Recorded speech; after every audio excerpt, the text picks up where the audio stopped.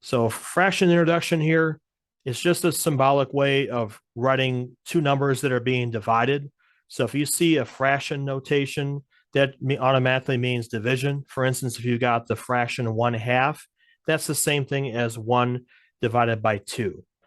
So the little division bar we have there, that bar basically represents the division. The top number would be the numerator. The bottom number is called the denominator. The fractions are also referred to as rational numbers. Okay, so a rational number is basically two numbers that are being divided out.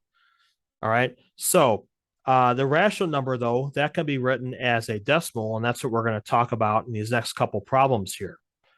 So we have what's referred to as a decimal representation. So decimals here means that we're going to take the fraction and turn it into a decimal, and that's what they're going to ask you to do here. So as you see, it's a type of long division is how you would do that. So you put the 1 would go inside because that's the top number, and the bottom number goes on the outside like we have there.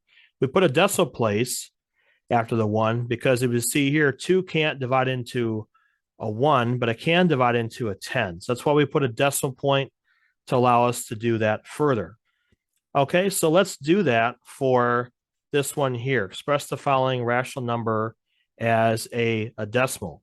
All right, so if we do that for this here, okay, the 25, since that is the number on the bottom, that's the one that's going to go outside. So 25 goes outside here, and then we put a 9 on the inside.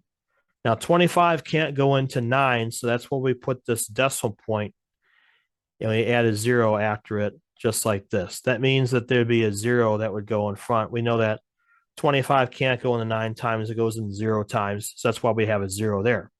But 25 can go into 90, and that's going to go in 3 times. 3 times 25 is 75. With long division, you're subtracting. So if you subtract that, you're going to get a 15, and now we're going to drop down another 0. Repeat the process. 25 into 150, that's going to go in 6 times. 6 times 25 is 150, and we get a remainder of 0. So that's a terminating decimal because it ends. So basically 9 over 25, that's the same thing as 0.36, and that's the same thing you would get if you used a calculator. So want to show this by long division, though, because that's, mathematically speaking, that's how we actually get that particular one. We're going to do the same thing now, but we're going to do 8 over 25. Okay. Well, still we have 25 outside there. That goes inside here with an 8. And we're going to put a decimal place right there again. We know 25 does not go into 8, so we're going to put a 0 inside there. All right. And so now we're going to do 25 into 80. Well, that's still going to be a 3 because from above, we know that 25 times 3 is 75. That's the most that would be able to go into 80. You can't go any more than that. 75, and we get a 5. Well, now you add a 0, and that drops a 0 down here. 25 into 50 goes in 2 times like this.